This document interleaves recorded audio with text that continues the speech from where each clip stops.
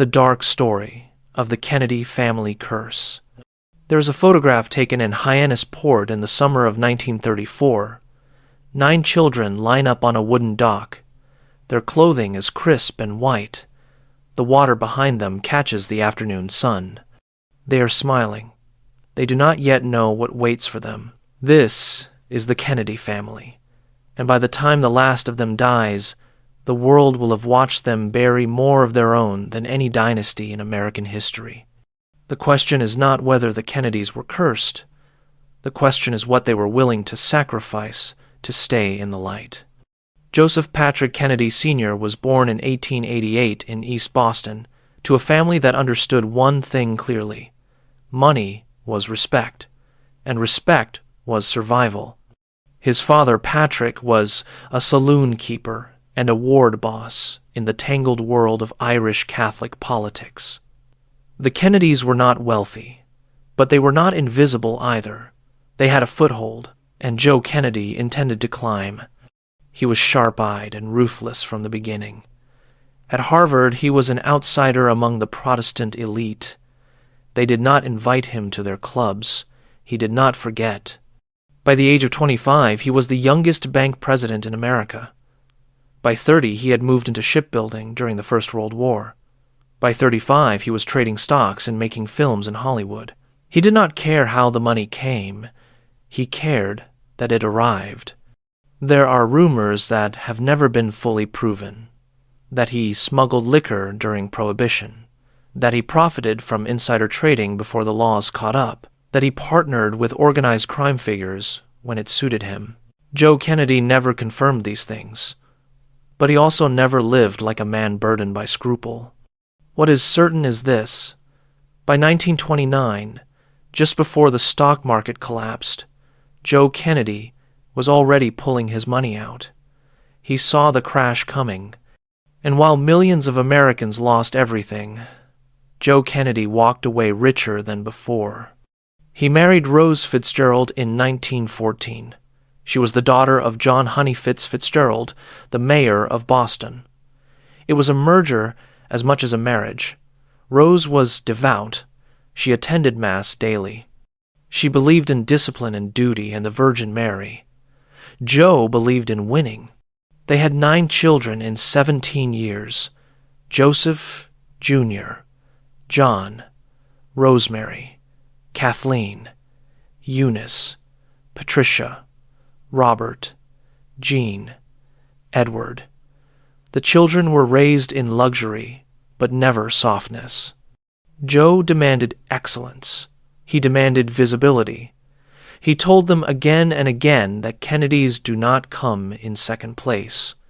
But there was something else woven into that upbringing, a belief that the rules did not apply to them, that their name granted them immunity, that they were destined not just for success but for power, and Joe Kennedy wanted that power to reach the very top.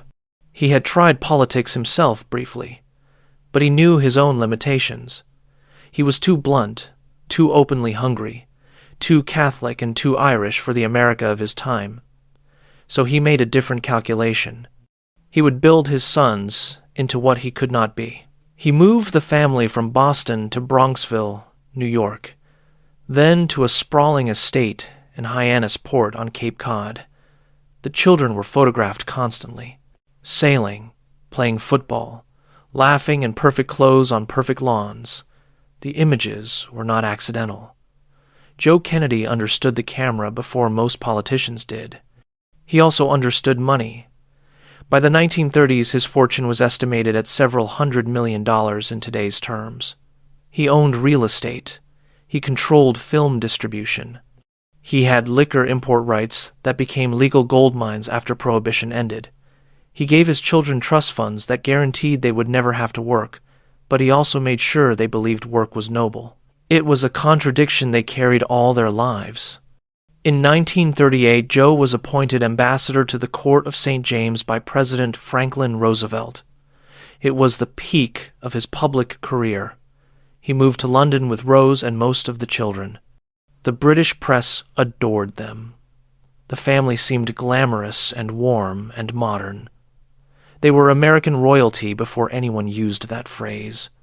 But Joe Kennedy made a catastrophic miscalculation. He did not believe Britain could win a war against Nazi Germany. He advocated for appeasement. He met with German officials. He argued that America should stay neutral. Some of his statements bordered on sympathetic to the Nazi regime. When war broke out in 1939, Joe's reputation collapsed. He resigned in 1940 and returned to the United States in disgrace. His political ambitions were finished. But his children's were just beginning. Joseph Jr. was the golden son, tall and broad-shouldered and confident. He was groomed from birth to be president. He went to Harvard. He was charming and competitive. He flew bombers for the Navy during World War II. In August of 1944, he volunteered for a secret mission called Operation Aphrodite.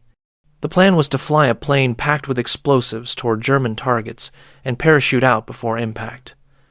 The plane exploded prematurely over the English Channel. Joseph Jr. was 29 years old. His body was never recovered. Joe Sr. was shattered. He had built everything around his eldest son. Now that son was gone, and the weight of the family's ambition fell to the second son, the one who had always been sicker, thinner, more skeptical, the one who liked to read and ask questions, John Fitzgerald Kennedy. Jack Kennedy did not want to be president, at least not at first. He had lived in his brother's shadow his entire life. He suffered from chronic illness, Addison's disease, severe back pain, digestive problems. He took medication constantly. He was often in excruciating pain, but he also understood what his father expected. And after Joe Jr. died, there was no choice. Jack entered politics in 1946. He ran for a congressional seat in Massachusetts and won. He was young and handsome, and he had a war record. He had survived the sinking of PT 109 inches the Pacific. He had pulled injured men to safety. The story was told again and again. It became myth. In 1952, he ran for Senate and defeated the Republican incumbent. That same year, he met Jacqueline Bouvier at a dinner party. She was 12 years younger. She was elegant and educated and fluent in French. She had studied art history. She did not need his money. She was not impressed by his charm. That made her interesting. They married in 1953 in a ceremony that was covered like a royal wedding. The images were everywhere. Jackie in her gown, Jack smiling beside her. It looked perfect. But the marriage was never easy. Jack continued the behavior his father had modeled. He had affairs throughout his life. Some were brief, some were reckless. Jackie knew. She endured it with grace in public and coldness in private. In 1956, Jack nearly died during back surgery. He was given last rites twice. He survived, and while he recovered, he worked with a speechwriter named Ted Sorensen on a book called Profiles in Courage. It won the Pulitzer Prize. Whether Jack actually wrote most of it remains debated, but it made him a national figure. By 1960, he was ready. He ran for president against Richard Nixon. The campaign was brutal. Jack was young. He was Catholic. No Catholic had ever been elected president. There were whispers about his health, about his father's Nazi sympathies, about his inexperience. But Jack had something Nixon did not. He had ease. He looked at the camera and smiled, and people believed him. The first televised debate changed everything. Jack appeared calm and confident. Nixon looked tired and unshaven. Radio listeners thought Nixon won. Television viewers thought Jack won. And television was the future. On November 8th, 1960, Jack Kennedy won the presidency by one of the narrowest margins in history. Just over 100,000 votes separated him from Nixon. There were allegations of fraud in Illinois and Texas.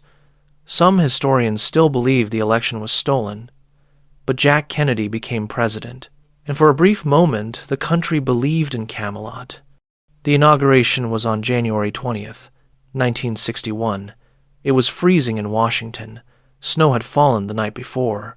Jack stood without a coat and delivered a speech that became legendary. "Ask not what your country can do for you. Ask what you can do for your country."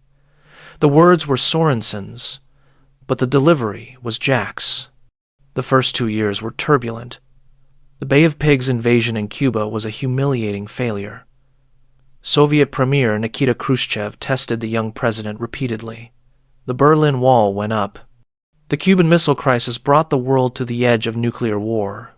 Jack managed it with a combination of restraint and backroom negotiation. For 13 days in October 1962, the world held its breath.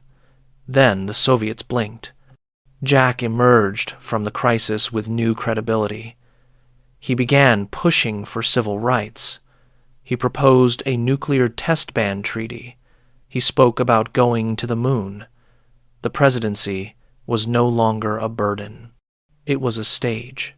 But behind the image, there were fractures. Jack's health was worse than the public knew. He took a mixture of amphetamines and steroids and painkillers administered by a doctor named Max Jacobson. Jacobson was later discredited. But at the time, he had access to the President of the United States. Jack's back pain was so severe that he sometimes could not put on his own shoes. He hid it all. Jackie had suffered a miscarriage and a stillbirth before giving birth to Caroline in 1957 and John Jr. in 1960.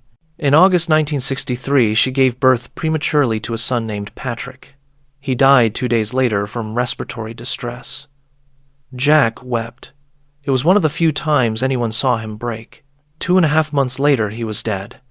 On November 22nd, 1963, President Kennedy was riding in an open car through Dealey Plaza in Dallas, Texas.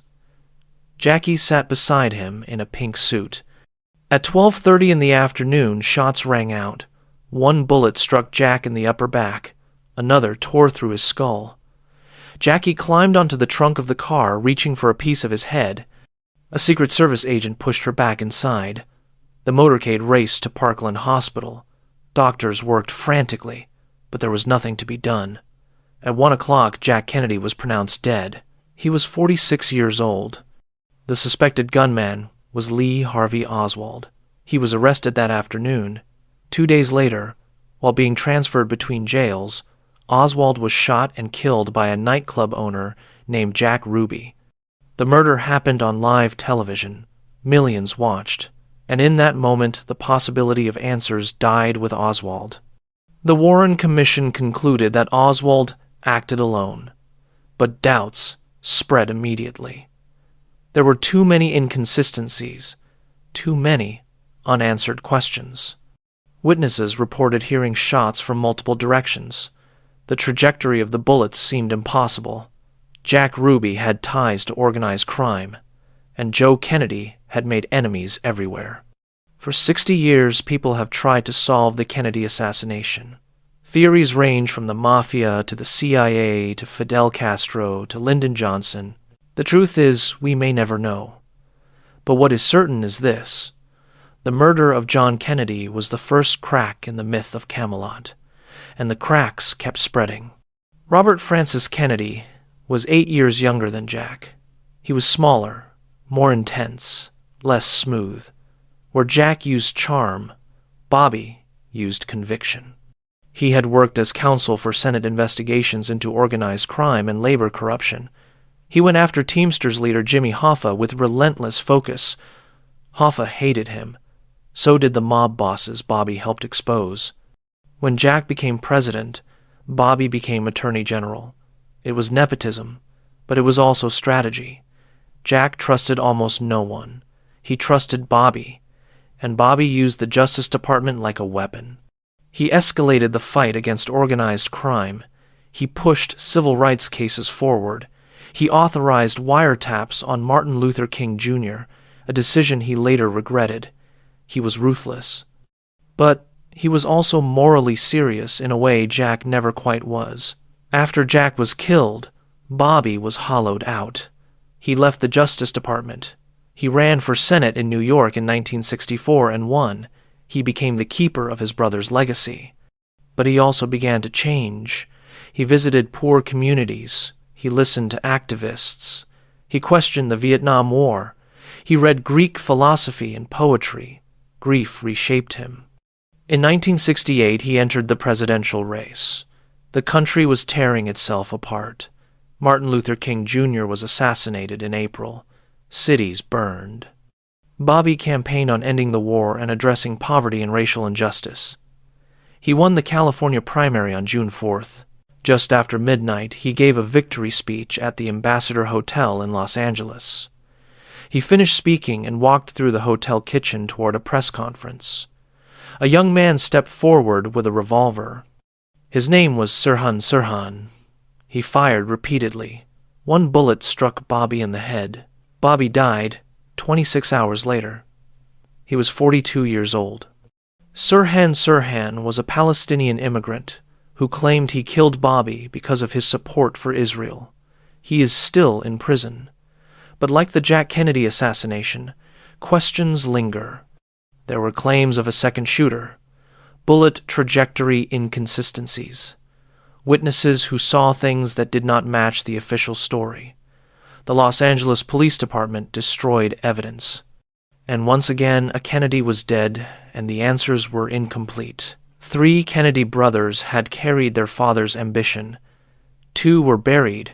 1 remained. Edward Moore Kennedy was the youngest. He was called Teddy. He was not supposed to be the one who mattered. He was jovial and less driven than his brothers. He went to Harvard but was expelled briefly for cheating on an exam. He eventually graduated. He went to law school. And in 1962, at the age of 30, he ran for Jack's old Senate seat in Massachusetts. He won. He was a placeholder, a Kennedy name in a Kennedy seat. But after Bobby died, the weight fell on him. He was now the family's political future, and he was not ready. On July 18th, 1969, Ted Kennedy attended a party on Chappaquiddick Island in Massachusetts. He left the party late at night with a young woman named Mary Jo Kopechne. She had worked on Bobby's campaign. Ted was driving. He took a wrong turn. The car went off a narrow bridge and flipped into a tidal channel. The car sank. Ted escaped. Mary Jo did not. Ted did not report the accident for more than 9 hours. He claimed he dove repeatedly to try to save her. He claimed he was in shock. But he also walked past several houses. He returned to his hotel. He spoke with advisors. And while he waited, Mary Jo Kopechne drowned in an air pocket inside the submerged car. The details that emerged were damning. Ted had been drinking. His license was suspended. His story changed multiple times. He pleaded guilty to leaving the scene of an accident. He received a 2-month suspended sentence. He gave a televised address in which he asked the people of Massachusetts whether he should resign. They said no. He kept his Senate seat. But his presidential ambitions were finished. Chappaquiddick became a stain he could never wash away, and Mary Jo Kopechne became another name on the list of people destroyed in the Kennedy orbit. Ted Kennedy remained in the Senate for 47 years. He became one of the most effective legislators in American history. He championed health care. He worked on immigration reform and education and civil rights. He was called the Lion of the Senate, but he was also a man who drank too much and made reckless decisions and carried the ghosts of his brothers everywhere he went. He ran for president in 1980 and lost badly. He gave a speech at the Democratic Convention that summer. The work goes on, the cause endures, the hope still lives, and the dream shall never die. It was beautiful, but it was also the sound of a man who knew he would never reach what his brothers had touched. Ted Kennedy died in 2009 of brain cancer. He was 77. He was the last of Joe and Rose's sons, and with his death, the Kennedy political dynasty effectively ended. But the dying had not stopped. Rosemary Kennedy was the 3rd child. She was born in 1918. She was slower than her siblings. She had difficulty reading and writing. She struggled to keep up. In another family, she might have been treated gently. But Joe Kennedy did not accept weakness. As Rosemary grew older, she became more difficult to control. She had mood swings. She tried to run away. Joe feared she would embarrass the family. In 1941, when Rosemary was 23, Joe made a decision. He authorized a lobotomy. The procedure was experimental. Doctors cut into her brain while she was awake. They asked her to sing and count. When she stopped responding, they stopped cutting. The operation destroyed her. She lost the ability to speak coherently. She could barely walk. She was incontinent. Joe sent her to an institution in Wisconsin. Rose did not visit her for 20 years. Rosemary lived until 2005. She died at the age of 86 in the care of nuns. She had spent most of her life hidden. A Kennedy who was inconvenient. A sister erased. Kathleen Kennedy was the fourth child. She was called Kick. She was bright and charming and rebellious. During World War II, she worked for the Red Cross in London. She fell in love with a British aristocrat named William Cavendish, the Marquess of Hartington. He was Protestant. Rose was horrified, but Kick married him anyway in 1944. 4 months later, William was killed in action in Belgium. Kick was widowed at 24. She stayed in England. In 1948, she began a relationship with another British aristocrat, Peter Fitzwilliam. He was married. He was Protestant. Rose threatened to disown her. Kick did not care. On May 13, 1948, Kick and Peter flew to the south of France in a small chartered plane. They planned to meet Joe Kennedy and convince him to support the relationship. The plane flew into a storm over the Rhone Valley. It crashed into a mountainside. Everyone on board was killed. Kick was 28 years old. Rose did not attend her daughter's funeral. The children of the next generation carried the same burden. David Kennedy was the fourth son of Bobby and Ethel Kennedy. He was 12 years old when his father was shot. He watched it happen on live television in his hotel room. He saw his father bleeding on the floor of that kitchen. He was never the same. David struggled with addiction for years. Heroin, cocaine, alcohol. He was arrested. He went to rehab. Nothing held. On April 25, 1984, David was found dead in a hotel room in Palm Beach, Florida. He was 28 years old. The cause of death was a drug overdose. He died in the same town where his grandfather Joe had suffered a stroke 23 years earlier. Michael Kennedy was another son of Bobby and Ethel. He became a lawyer and activist. But in the 1990s, it emerged that he had been having an affair with his children's teenage babysitter. The relationship had reportedly begun when she was 14. The scandal was enormous. Michael's wife filed for divorce. Prosecutors considered charges, but the babysitter and her family refused to cooperate. On December 31st, 1997, Michael was skiing in Aspen, Colorado. He was playing football on skis with family members. He hit a tree at high speed. He died instantly. He was 39 years old. John Fitzgerald Kennedy Jr. was born 2 weeks after his father was elected president. He became the most famous child in America. There is footage of him as a toddler playing under the desk in the Oval Office.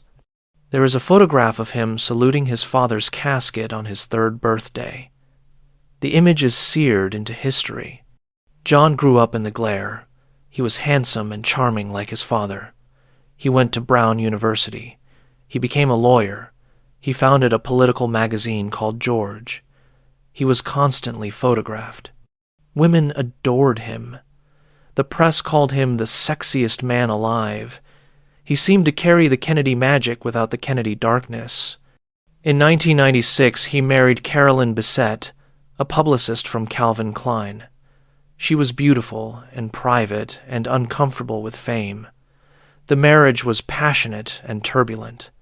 John wanted to enter politics. Carolyn wanted a quieter life. They fought, but they also stayed together.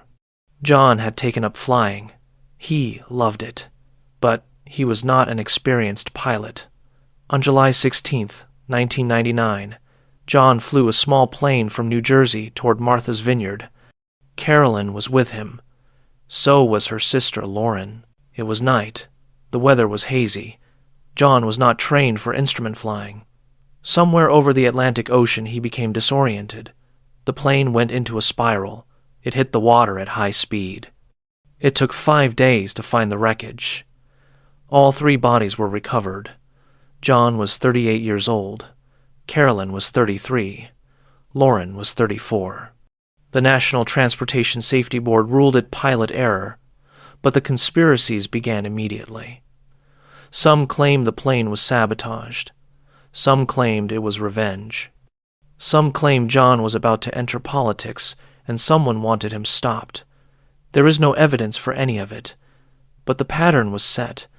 When a Kennedy dies, people look for hidden hands. There are other deaths, other tragedies woven through the decades. Kara Kennedy, Ted's daughter, died of a heart attack during a workout in 2011. She was 51. Saoirse Kennedy Hill, the granddaughter of Bobby Kennedy, died of a drug overdose in 2019. She was 22. Maeve Kennedy McKean and her 8-year-old son Gideon went missing in the Chesapeake Bay in April 2020. They had been canoeing and were caught in strong currents. Their bodies were recovered days later. The list goes on, and each time the question is asked again, is the Kennedy family cursed? The answer depends on what you mean by a curse. If you mean supernatural forces, then no, there is no evidence of that. But if you mean the inevitable collision between reckless ambition and human fragility, then yes, the Kennedys were cursed by their father's hunger. They were cursed by the belief that they were exceptional. They were cursed by wealth that insulated them from consequence until consequence arrived in forms they could not control. Joe Kennedy raised his children to believe they were destined for greatness. He gave them money and access and confidence. But he also gave them the belief that rules were suggestions, that image mattered more than truth, that winning justified almost anything. And so they took risks. They drove too fast. They flew in bad weather. They trusted the wrong people. They used drugs to numb pain they were never taught to face. They had affairs that destroyed marriages. They made choices that killed others and themselves. The Kennedys were not cursed by fate. They were cursed by their own mythology. There is also the question of what was built on their rise. Joe Kennedy's fortune came from industries that exploited labor and skirted laws. His political connections were built on deals with corrupt machines and possibly organized crime. His son Jack won the presidency with the help of voter fraud that may never be fully proven but is widely suspected. Bobby used illegal wiretaps. Ted left a woman to drown and faced no real punishment. The Kennedys championed civil rights and health care and social justice, but they also lived lives of staggering privilege. They sailed and skied and summered in compounds that cost more than most Americans would earn in a lifetime. They preached about helping the poor while insulated from poverty by trust funds that never ran dry. This does not mean their public work was worthless. Ted Kennedy's legislative record genuinely helped millions of people. Jack's handling of the Cuban Missile Crisis may have prevented nuclear war. Bobby's late career transformation into an advocate for the marginalized was real. But it does mean the story is complicated. The Kennedy family wanted to be American royalty, and in many ways they succeeded, but royalty requires subjects, and subjects pay the price. Mary Jo Kopechne paid. Rosemary paid. The young women who had affairs with Jack and were discarded paid. The staff who served them and stayed silent paid. The Secret Service agents who looked the other way paid. The campaign workers who believed in them and watched them fall paid. There is a cost to mythology, and it is rarely borne by the myths themselves. Rose Kennedy lived until 1995. She died at the age of 104. She buried 4 of her children and several grandchildren. She attended more funerals than weddings. She went to Mass every day. She prayed the rosary. She told people that God had a plan, that suffering brought grace, that her family's tragedies were part of a divine mystery. It is possible she believed that. It is also possible she had no other way to survive. Joe Kennedy suffered a stroke in 1961, 8 months into Jack's presidency. He was left almost completely paralyzed and unable to speak. He lived for 8 more years in a wheelchair, aware of everything but unable to express it. He was alive when Jack was killed. He was alive when Bobby was killed. He watched his sons buried and could not say a word. He died in November 1969, 4 months after Chappaquiddick. He was 81 years old. Some have called it poetic justice. The man who built the dynasty trapped inside his body as it crumbled. Others see only tragedy. Perhaps it is both. What remains of the Kennedy family now is quieter. Caroline Kennedy, Jack and Jackie's daughter, has served as an ambassador and remains active in public life. She is careful. She does not chase the spotlight. She carries the name, but not the recklessness. There are dozens of Kennedy descendants. Some work in politics. Some work in nonprofits. Some live private lives, far from the cameras. The compound in Hyannisport still stands. The sailboats still go out in summer, but the mythology has faded. The last time a Kennedy held major political office was when Ted died. There have been attempts since. Joe Kennedy, III, Bobby's grandson, served in Congress and ran for Senate in Massachusetts in 2020. He lost. The name was not enough. And perhaps that is the real end of the curse. Not death, but irrelevance. The Kennedys shaped American history in profound ways. They inspired a generation to enter public service. They pushed civil rights forward. They brought style and youth and optimism to politics at a time when the country needed it. Jack's assassination marked the end of post-war innocence. Bobby's death marked the end of hope for many who believed change was possible. But they also embodied the dangers of unchecked ambition, the moral compromises required to gain power, the human cost of maintaining an image, the way privilege can make people careless with the lives of others. There is no single answer to the Kennedy story. It is not a simple tale of good people struck down by fate, nor is it a story of villains who deserved what they got. It is the story of a family that wanted desperately to matter, and in their desperation they achieved greatness and caused destruction in equal measure. The photograph from 1934 is still here. 9 children on a dock, smiling, unaware. Joseph Jr. would die in a plane explosion over the English Channel. Rosemary would be lobotomized and hidden away. Kathleen would die in a plane crash in France. Jack would be shot in Dallas. Bobby would be shot in Los Angeles. Ted would drown his presidential hopes in a tidal channel and spend the rest of his life trying to atone.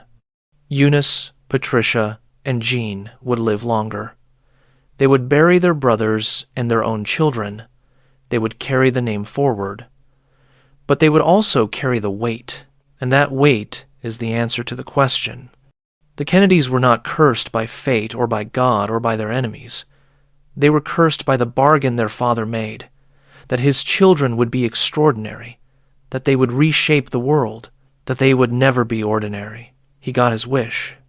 But the price was paid in blood and grief and lives cut short and potential that turned to ash. The Kennedys wanted to be remembered. They are, but not only for Camelot, also for Chappaquiddick, for the Bay of Pigs, for affairs and overdoses and plane crashes and assassinations that may never be fully explained.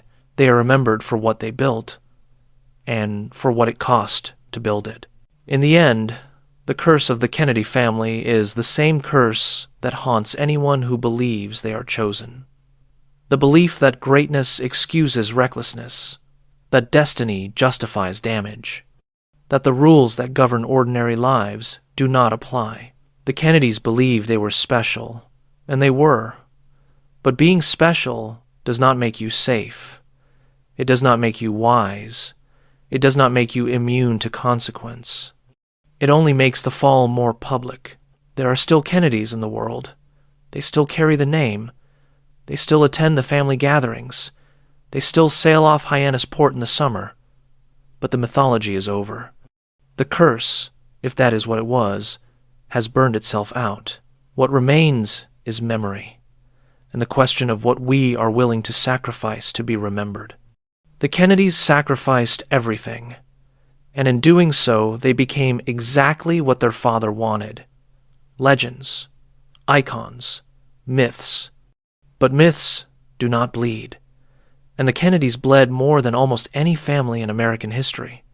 Perhaps that is the lesson, that the pursuit of immortality is inherently mortal, that the brighter the light, the deeper the shadow, that there is no such thing as a bloodless ascent. The Kennedys rose higher than most, and they fell harder than almost anyone.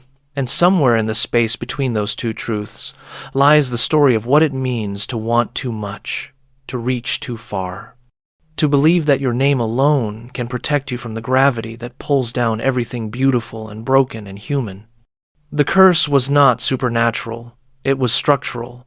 It was the inevitable result of building a dynasty on ambition without limits and privilege without accountability. And when the foundation cracked, everything built on top of it came down. The children on that dock in 1934 could not have known. They were just children, smiling in the sun, waiting for a future that seemed limitless. But the future was not limitless.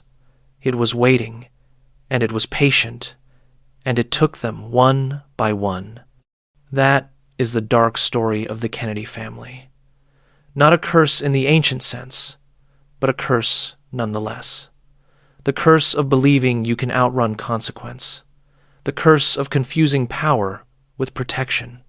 The curse of thinking that because you are loved by millions, you are safe. The Kennedys were never safe. They were only visible. And visibility, it turns out, is not the same as invincibility. It is only a longer fall.